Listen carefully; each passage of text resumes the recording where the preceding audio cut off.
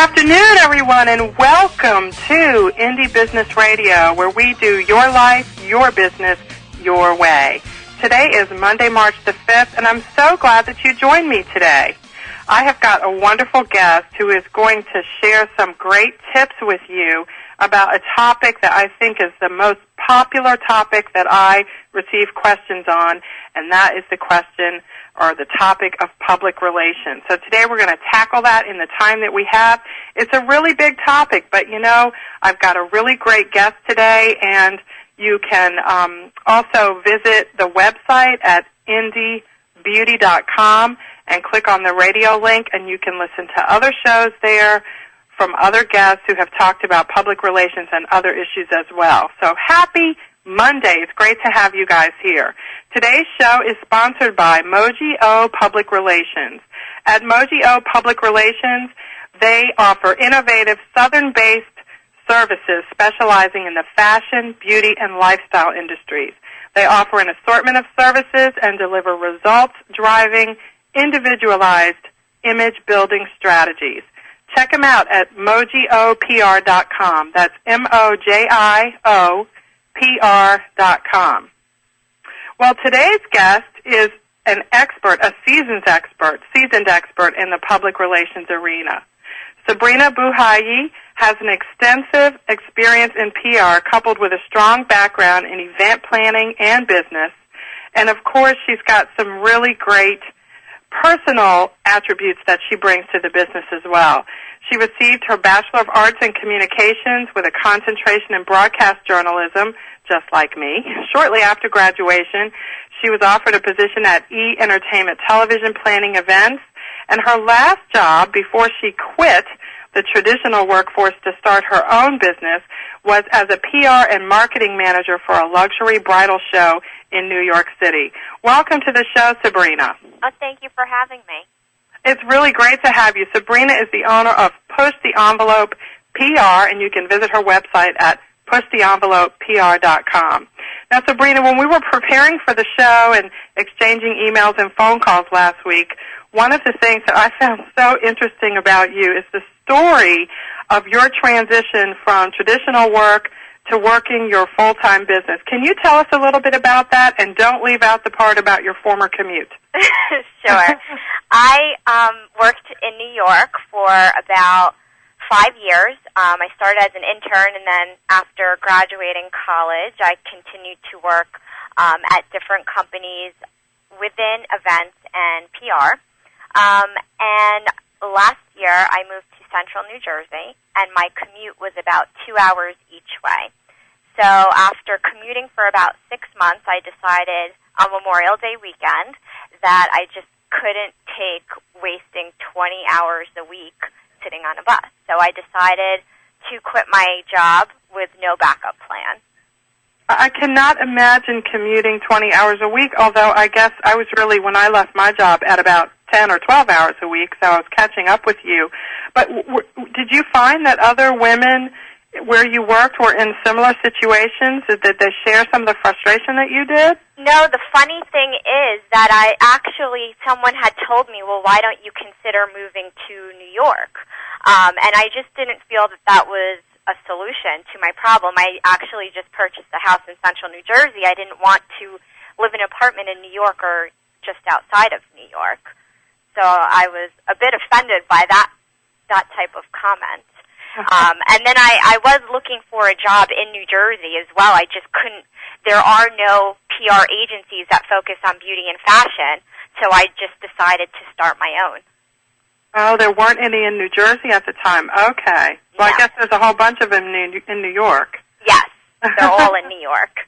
Wow. Well, that's really interesting. So what other sorts of lifestyle things that you consider when you left your job in addition to the commute issue? Were you planning for any other things in your life? Yeah, actually I'm getting married in May, so I am planning a wedding as well. Oh, wow. So how does that fit into your decision to leave a traditional job? Everyone thought I was crazy to quit my job with no plan right before I was getting married, which looking back on it now, it was crazy, but it was the right thing for me to do at the time. Mm-hmm. Wow, well, we certainly wish you all the best. How are things going so far? It's been, about 6 or 7 months? Yeah, it's been 6 or 7 months. I actually gave myself a deadline right around last May. I gave myself a deadline. If I couldn't build the company up by Christmas, that I would stop and return to the New York City commuting lifestyle. And luckily, things worked out, so I didn't have to go back. Well, that sounds pretty quick. Between September and December, you had built it up to the point where you could make a decision that it was right for you to keep doing it? Yes, I told myself that if I had 2 clients by Christmas, I would be satisfied. And in January, I had 8. Wow. Okay, so tell us. But we're gonna talk about public relations, but this is a great way for you to offer a few of the tips that you can share with listeners. What things did you do in that 4 or 5 month period that helped you grow your business that quickly? I would just say persistence, and there were times when I thought I would never sign someone on, and I just kept at it, and I believed in myself. I had others that believed in me and kind of pushed me not to give up, and I just emailed and set appointments up and would call people all day, and it just hard work paid off. So by January, by the end of December, first part of January, you had 2 clients. Approximately, and just approximately now, because you may not have kept these records, although maybe you have an exact number, how many individual calls, whether they're cold calls or whatever kind of, pitching calls that you did to potential clients, did you have to do to get those 2? A lot. I got one of them through a direct mailer that I did. I sent out 200, and I knew that I'd probably only get about 1%, if that, back, and I ended up getting 1 client out of my 200 mailers. And then the rest, it was just emails, and I would send about, 200-300 emails a day to prospects. And, people liked what I had to say, and my sort of untraditional approach to a normal PR agency that I'm used to coming from. So people just held on to my name and number, and when they were ready, which luckily was around that December-January cutoff for myself, then we hooked up and started working together. That is amazing. I'm so glad you shared that, because no matter what business you're in, whether you're selling products or services or whatever it is that you're selling, that's indicative of how much outreach has to be done in order to get, 1 or 2 clients on board. Exactly. That's amazing. And so for all those people out there who are struggling to get some, the answer could be just send out more emails, which it sounds like is what you did. Well, thank you for sharing that. Now, I want to move into the thrust of our show today, which is helping people understand what PR is and how they can use it to market their businesses effectively. Can you start by just giving us your definition of what public relations is? Let's start with that, because there's sometimes a lot of confusion about the difference between that and marketing and advertising and where they overlap. The funny thing is, when I was trying to pitch my business, a lot of people don't even understand what PR is, and they kind of think that it's advertising. And the biggest difference between advertising and PR is that PR creates a third-party endorsement, which creates credibility for your company, and it can really put you on the map. Where advertising creates the visibility, PR gives you brand exposure that most companies are looking for. So are both of them forms of marketing? I wouldn't necessarily say they're forms of marketing. I think marketing, advertising, and PR are very much different, and the combination of all 3 can really get your company to the next level. Okay, so let's talk then about the specific definitions of the 3, and then we'll move into talk more specifically about PR. Can you define all 3 of them, PR, marketing, and advertising? And of course, we don't have time to go into great detail about each one, but just like the high-level definition of the 3, and then we'll talk about how PR differs and how we can use it as small business owners. Sure. PR, which is my specialty, again, is just getting a newspaper, magazine, or a TV station to write or do something on your company. So it's a third person giving your company credibility. So it's somebody reading about you or seeing you on TV as opposed to advertising, which is just a print ad or a commercial, which people most times kind of disregard. However, advertising does give you visibility if that's what you're looking for. Okay. And then marketing, of course, is just the idea is to build up your company, whether you do a direct mail campaign or, an online program. It builds your business in a different way than PR and advertising. Okay, so is an example of marketing the emails that you sent out to people when you were starting your business? Exactly. Okay. So those are some examples of the three. Now let's talk about public relations specifically. It's getting third-party endorsements by way of TV, radio, and media outlets, as you just said, to get third-party endorsements for your businesses to help it grow. Correct. So as a small business owner, how do you do that? That sounds like such a huge endeavor, and of course it is, but as a small business owner, let's just say you're someone starting out, you're interested in PR, but you have no idea where to begin. What kind of tips can you offer to people in that position? Well, I would say the easiest thing for that person to do would be to hire an expert. And I know in the beginning budgets are tight and you don't have the time in the day to do everything yourself. And to maximize your company's exposure, you're better off hiring an expert because they have the expertise in that field and they have the contacts to get you the hits in the magazines and the newspapers that you want. So whatever your target is, they can help put you out on the map. And, if you're a small business, you don't need to have a big budget and hire the big dogs in New York to help you get PR. There are small companies that work with small budgets, and they have the same contacts, and they can still get you those big hits. Okay, so tell us then, if someone decided to go that route, if they somehow found that money in their budget, what can they expect? How do they approach a PR company, and what sorts of things do you consider before you're hiring one? Well, basically, you want to look for somebody that has a great track record. It's not necessarily the amount of clients that the company has, but it's what they've done for their clients. So you're going to want to see where they've placed their clients, and if that's where you want to be. If you have a beauty company, you're going to want somebody with fashion and beauty contacts that have placed their clients in the big national magazines across the board, like, Allure or Elle magazine. So just like a website designer, when you ask for a portfolio of websites they've done, you would ask the publicist for a portfolio of client placements? Yes. Okay. And then there's so many PR companies that are out there, big and small. Once you've satisfied yourself that, they get client placements in the kind of media that you're interested in, how do you then narrow your search down? What do you look for?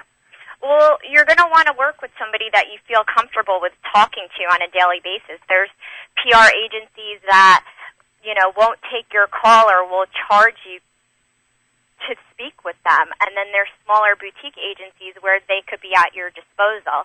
So it's really who you feel comfortable working with. And also you're going to want to speak to some of their references and to some of their other clients just to see how well, how well their relationships can be with their other clients. Mm-hmm. And what can a person expect in terms of questions they would ask a potential publicist, like what you just described? Sometimes they will charge by the minute or by some time period, I guess, to talk to you, and other times, what is it, like a monthly retainer or something like that? Okay. My company works on how much they charge per month and what you get in exchange for that. Well, my company works on a monthly retainer. Basically, the way that I figured out how I wanted to run my business was from past experience. Okay. I worked at companies where if somebody called, you needed to write it down and clock it so that at the end of the month, a 2-minute phone call could be charged, $100, $200, depending on, the extent of the question. And then I've worked at smaller boutique agencies where people call and you do things as you're told, and there was just a really great relationship between the client and the agency. Mm-hmm. Wow, that sounds like the big companies are really figured out a way to. It sounds like the way attorneys charge. Right. by the minute. And that's why a lot of smaller companies think that they can't afford PR because of the larger companies. Some companies won't even look at you if you're not making a certain amount of money or don't already have a certain amount of recognition. I see. Well, those are really great tips, Sabrina, for how to choose a publicist. When we come back, we're going to share some tips with our listeners on how they can do some things to publicize their business on their own. This is Indie Business Radio. I'm your host, Donna Maria. Don't touch that mouse. We will be right back with Sabrina of Push the Envelope PR.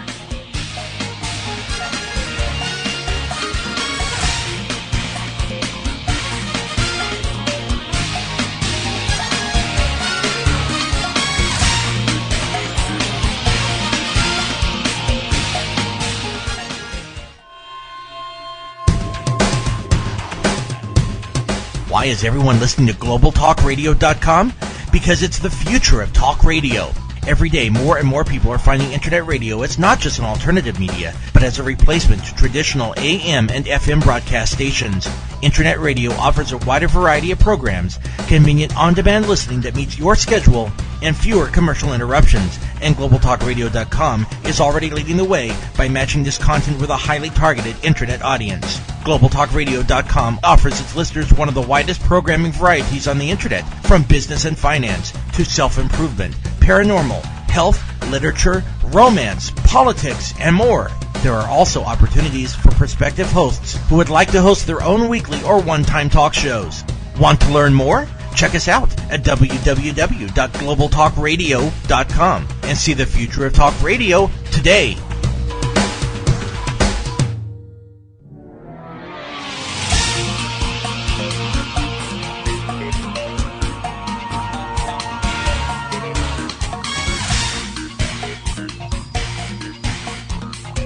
Hello, everyone. Welcome back to Indie Business Radio. We're here with the owner of Push the Envelope PR. Sabrina is here today to give us some tips and information about what public relations is, first of all, which we covered in our first segment, and then second of all, how we can go about doing our own PR, because as small business owners, of course, it's great to be able to hire an expert, and I know some people out there are ready to do that.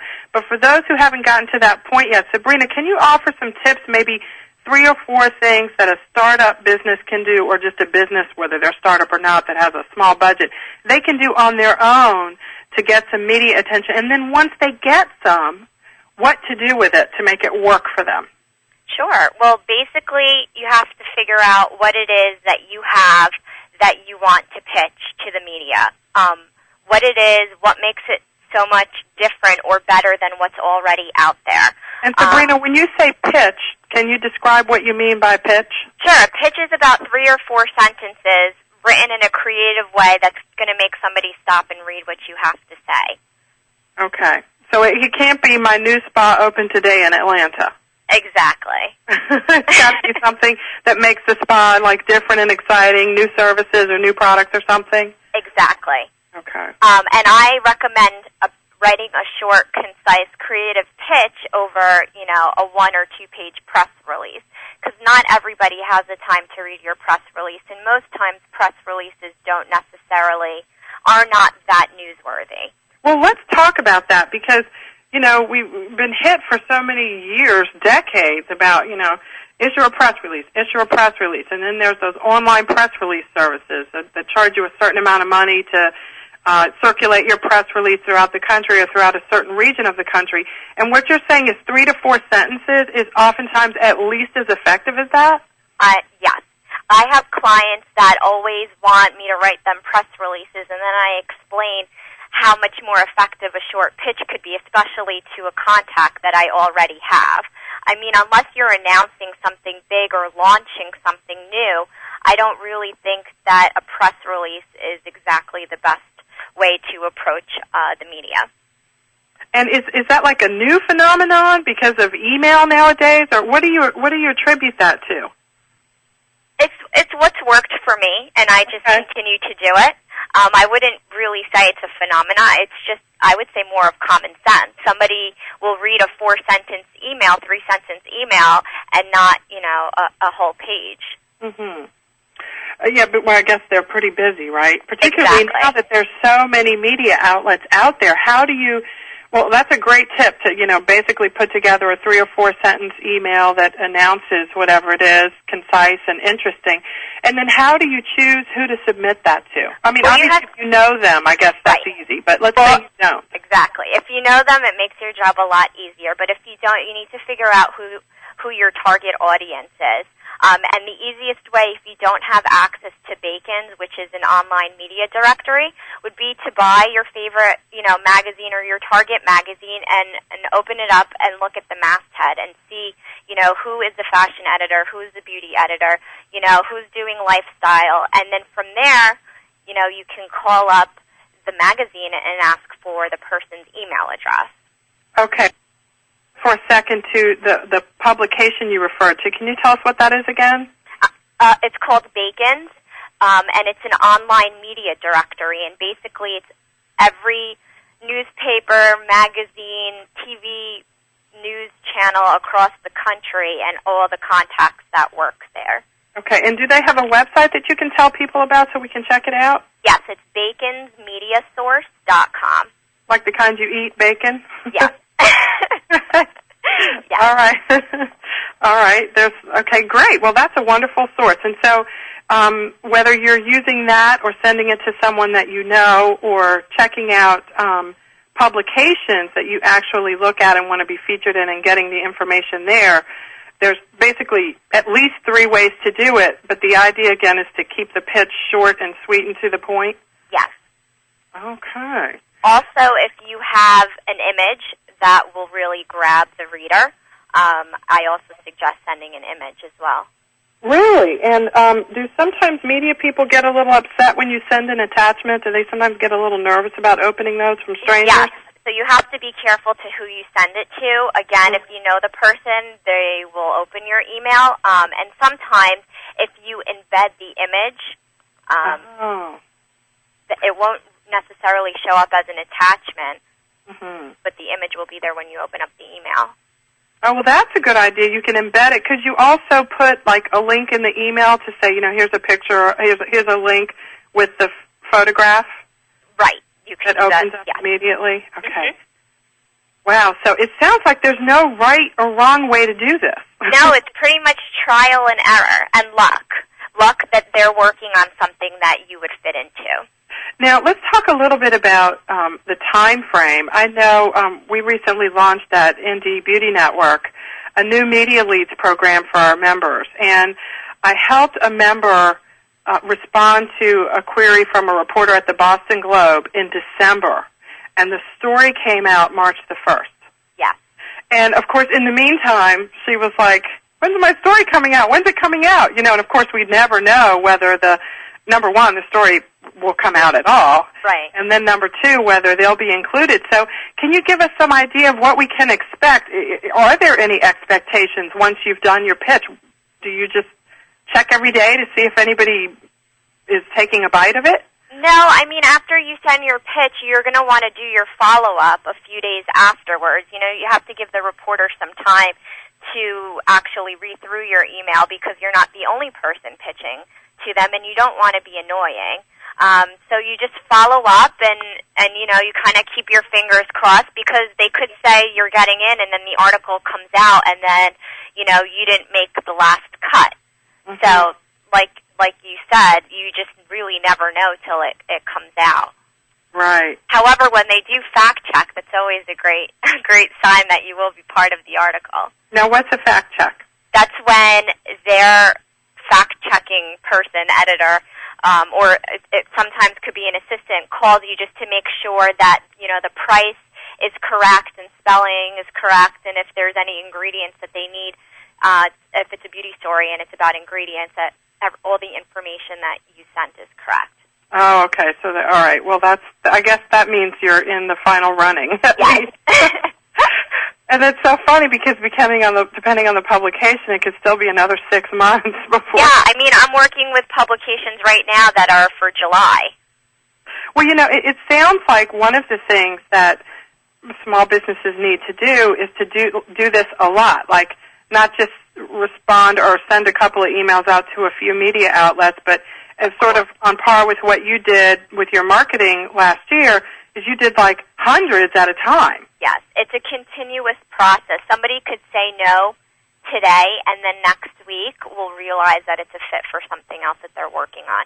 So just because somebody says no thank you, that doesn't mean that you should just stop. You should try and come up with a different angle. Again, short, concise, and creative, and just keep pitching. Eventually, if the product is good enough, eventually it'll get in. So, Sabrina, how do you distinguish yourself? Let's just say many of my listeners are bath and body products manufacturers, and they have wonderfully unique products. The brands are great, but at the end of the day, I wonder how many beauty editors see, a sugar scrub as a sugar scrub. Right. How do you distinguish yourself? And I know there's probably lots of answers to these questions, but just in general, how do you distinguish yourself from other people that are manufacturing the same types of things? What are some tips that you can offer in that regard? Well, I would say packaging, number one, is key, and photographing your products. That's going to differentiate you from the next one. I have clients right now that have eye-catching packaging, and that's what's helped them get into different magazines that they've been wanting to get into. And again, you need to make sure that your whole line is photographed with high-resolution photos, so that if an editor needs it, you don't need to wait a week to have somebody photograph the item. It's already there, already ready to go, and you won't miss your chance of getting into that story. Okay, and by high resolution, you mean high enough resolution clarity for a print magazine as opposed to on the Internet? Yes, correct. Well, it makes me think about bottled water, okay? I walk in a grocery store, and you go to the water aisle, and, of course, you see the gallon or 5-gallon containers of, the store brand. And then you see a whole aisle of water in plastic bottles. And it makes me think about that company, I think it's Vitamin Water, who one day the owner said, I went into the store to buy some water, and I looked at all these bottles of water, and I was like, how do I choose? So he, colors and adds flavor to one, puts it in the same kind of bottle, puts it on the shelf, and people flock to it. Yep. It's just really sort of interesting that all these different companies are successful selling bottled water. Even if you take the colored water out of it, they're still selling water to people, I guess, as you said, because it's the packaging and the way they build their brand up. Yes. You have to have something that's going to draw somebody in to you, and that's what really is going to make the difference between you and the next person. Well, it's interesting, too, because on the Internet, of course, it's a specific way to market a business. It's a specific type of business model to have an online business where, 95, 100% of your sales are through the Internet. Does that make it even more important for the products to be photographed in more than just a plain kind of way? Yes. I usually work with some of my new clients that come on board on their website, because you want everything to look clean and up to date, and I really feel that the images play a big role in having media interested in your products.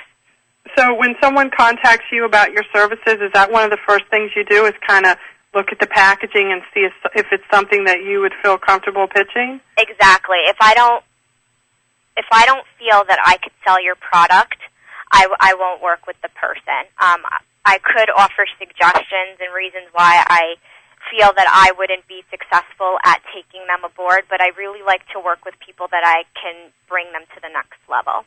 Okay. So do you offer people hour-based consulting services in that regard to kind of help, give them some tips? Okay, this is a great product, but here's what would make it more, quote-unquote, pitchable?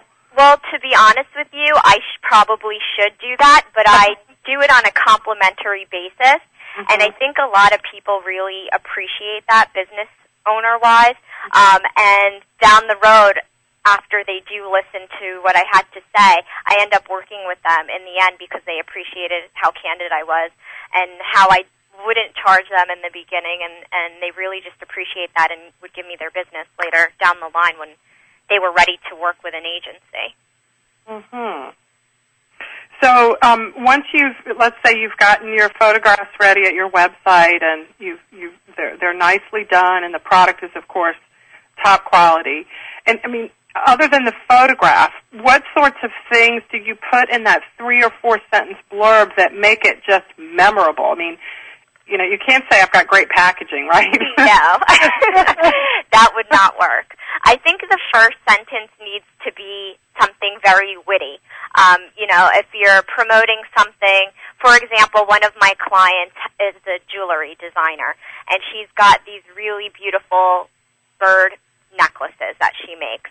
And my pitch for right now was about the spring and how the birds flew down flew south for the winter, and now they're coming back. And I wrote something really witty, and she's gotten several hits from it, and there was a lot of interest, and a lot of people requested images or they requested samples. She's going to be in a few spreads for spring and summer style. So it's really how you write those 3 or 4 sentences, because you really only have, one shot that day to make an impression. Mm-hmm. Now help us understand a little bit about the tenor of our contact, because I know so many small business owners feel like, I need to be really nice to the media, and the media is, bow down to the media, and right. They're doing me a favor. So how do we prepare an email that conveys confidence in our product while at the same time letting them know that, we're also knowing that, there's 55,000 other people sending you the same message? Well, most importantly, you don't want to suck up to anybody. You want to address anyone, a member of the media, as you would anyone. You just have to be very short and to the point, because like you said, they're getting emails all day, every day.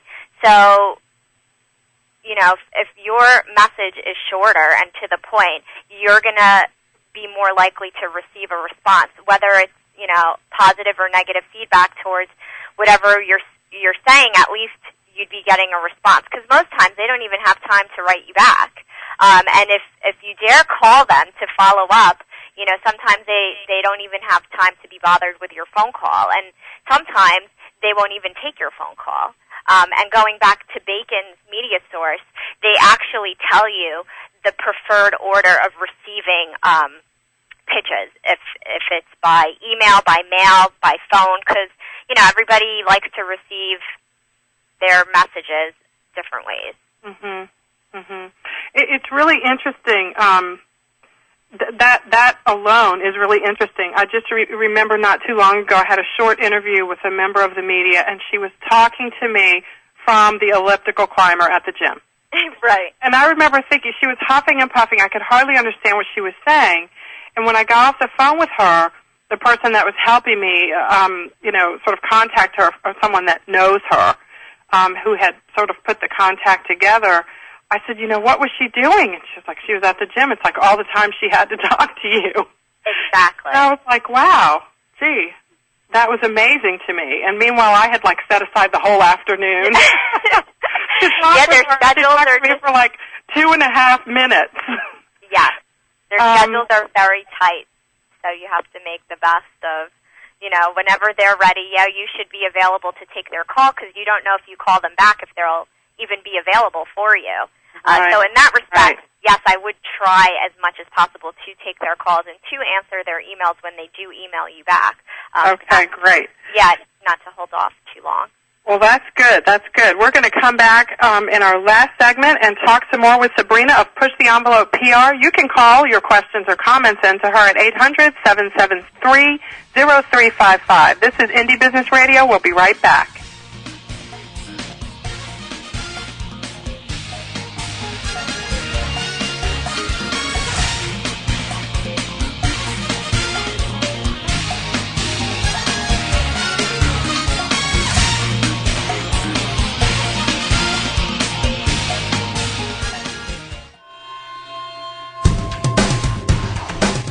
Want to stay on top of what's new in the radio industry? Sign up for a free subscription to the Future of Talk Radio. available exclusively to listeners of globaltalkradio.com, and find out what's new in the world of online radio. Listeners can find out about new shows and special guests. People with something special to offer can find out how to become a guest and how to prepare for an interview. And prospective hosts will find a valuable resource for everything from planning the new program to selecting topics and guests, recouping expenses by selling advertising, and more. Sign up today for your free subscription to the Future of Talk Radio by visiting www.globaltalkradio.com and learn about the future of talk radio today.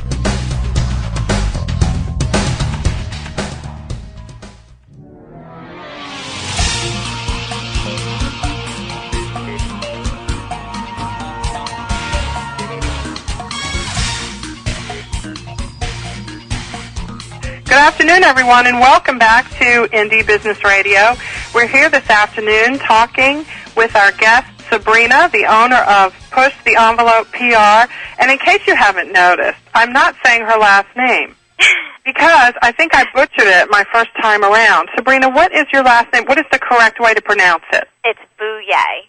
Bouye. I did butcher it the first time around. So for those of you who listened to the first segment, you can pretend I said Sabrina Bouye, owner of Push the Envelope PR.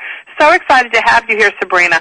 We have covered so much ground in the short time we've had. We've talked about what public relations is and how it differs from general marketing and advertising. We've talked about how to choose a publicist, how to hire a publicist, and what to expect. We've also talked about ways to do your own PR, how to reach out and do your own pitches, and you showed a great source with us. Now I want to talk a little bit in the time we have left, Sabrina, about what to do once you get that hit. Let's say you have a website business and you get a hit in a beauty blog, and by hit I mean they write about you in their beauty blog or their beauty newsletter. What do you do? I would make a page on my own website of all press, and really use that little hit to be the starting point of bigger and better things. Those beauty blogs really generate a lot of traffic. So from there, you could sort of use what they printed, what they wrote up about you in your next pitch, so that the next person you're pitching, it would give you a little bit more credibility so that they could see that you've already been, here. And then from there, you just kind of use it as a domino effect. And, if you could get into USA Today, that's a really, obviously, great source to be in and to have that on your record. And then the next magazine that you want to be in, you could say, I was featured in USA Today. And if you were good enough to be there, then they should think that you're good enough to be in their publication. Right. I guess their comfort level, they relax a little bit that they don't have to be worried. Now, what if you have, let's just say you're pitching yourself and you're doing it over and over again. A lot of people think that, or I've talked with some people who get really excited about it and really fired up at the beginning. And then they realize, I've got to pitch my products like a bazillion times before one or two people email me or call me back. Yeah. What kind of advice can you give to people who are sort of in that position? Sabrina, with like your client who makes jewelry, if she makes it herself, or even if she doesn't, she's got to oversee manufacturing. She's got to update her website. She's got to work with people on the shows that she does. How do you follow up on these things and keep track of them? How important is it to do that and really make time to do this in your schedule? Well, it's very important, and that, again, is why I said if you don't have the time, you should really look into hiring someone, because no matter how great your product is or how great your service is, if nobody knows about it, then it's pointless. And you really need, one of the most important things that you could do for your business is to focus and concentrate on gaining public relations and getting those PR hits. Well, if you have a question for Sabrina about your own PR challenges or issues, you can call your comment or question in toll-free, 800-773-0355. Now, Sabrina, a lot of people overlook the value of local publicity. That is, the smaller magazines, newsletters, newspapers in their own backyard. Can you comment on how significant or whether they can be significant as you build your business? I think it's very important. A smaller local newspaper would be more apt to do a business story or a lifestyle feature story on your business because there might not be that much to write about in your small town. So if you could get a story from a local paper, again, you could use that story and get bigger national things from that. So I think that any lead that you can get that you should definitely take advantage of and pitch. Just keep pitching and don't get discouraged. And Sabrina, when you say lifestyle stories, what are you describing there? One of my clients is a sweater. She has a sweater knitting company based in Florida, and she's going to be on ABC Extreme Home Makeover. So a local Orlando paper did a lifestyle story on her. And basically, she's a grandmother, and all her photographs have her grandkids. And the writer made a human interest story about this grandmother who knits in Florida. Now she's going to be on ABC Home Makeover. So now, tell us the story about how she got that. Of course, it had everything to do with you, I'm sure. Right. Well, again, that's an incredibly exciting thing for a small business owner who would not otherwise, be able to get attention for her hand-knit sweaters. Exactly. So I helped her redo her website, which is currently in the process of being relaunched. Her photographs are amazing. They're her grandkids, and they're all candid shots, so they're not sitting there posing for the camera. And you could really just feel the emotion behind the pictures of the children playing, and the sweaters sell themselves.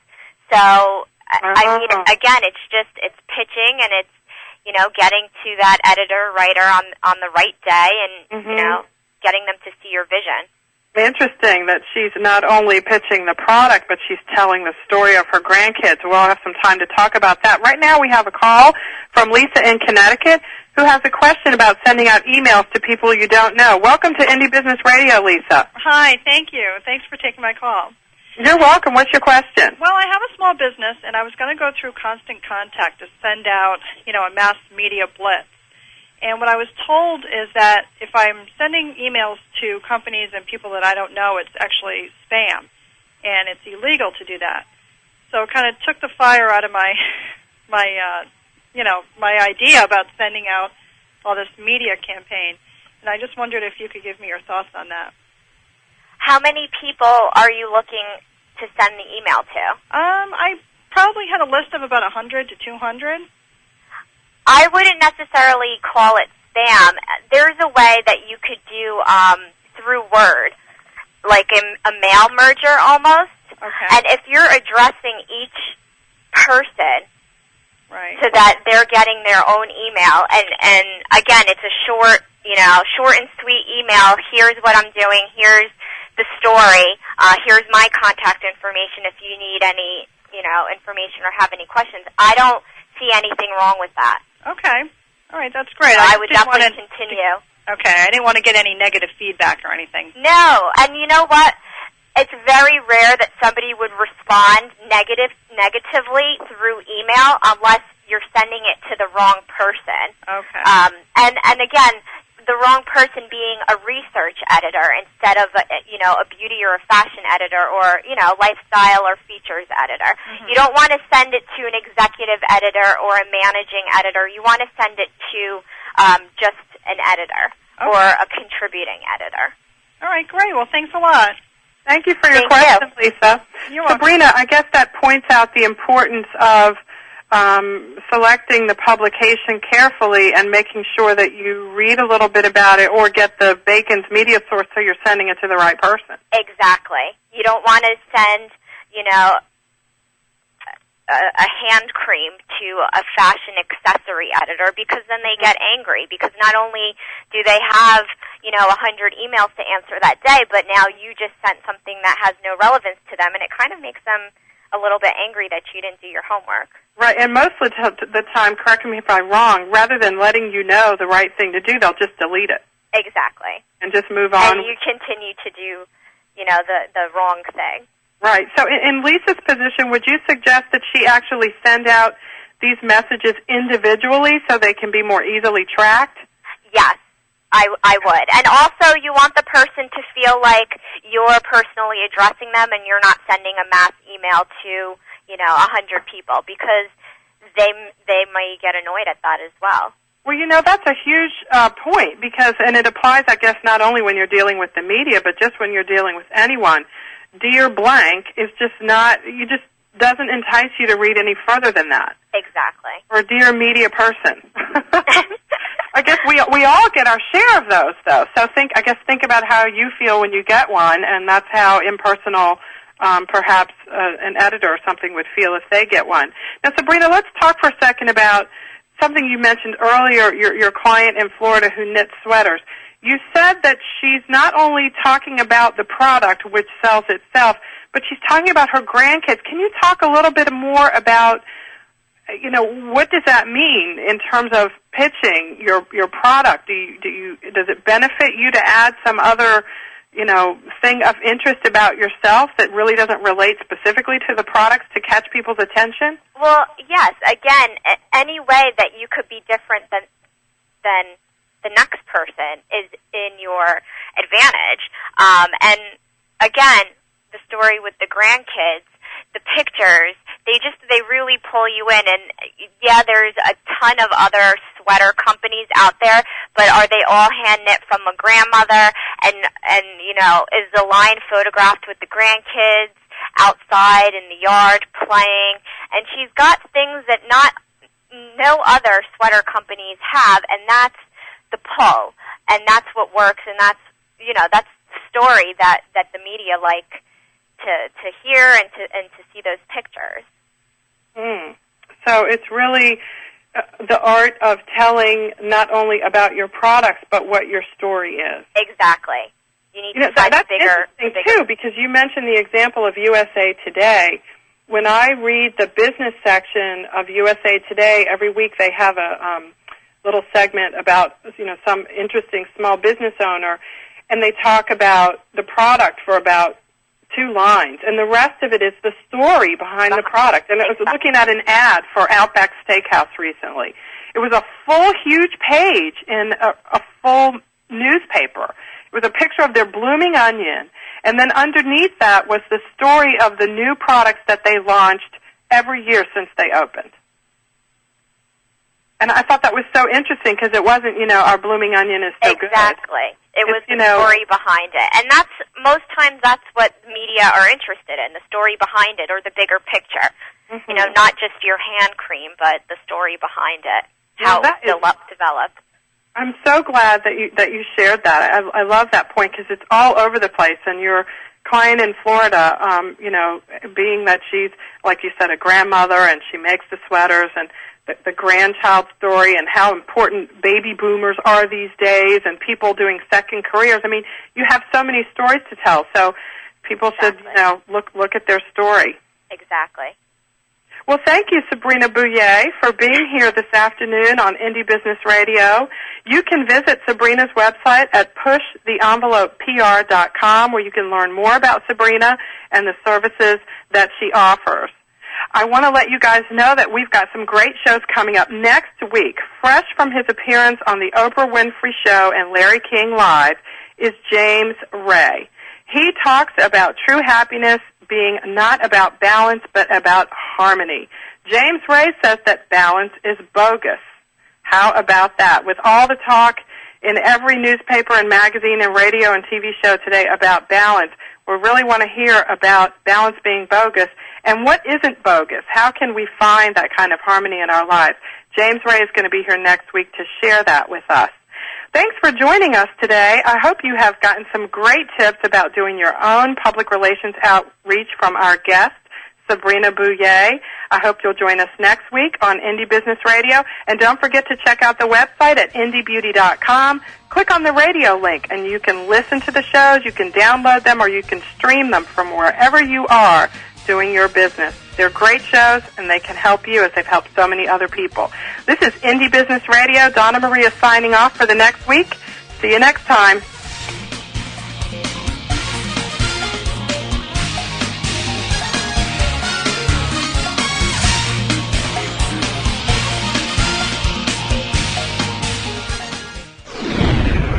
You're listening to globaltalkradio.com.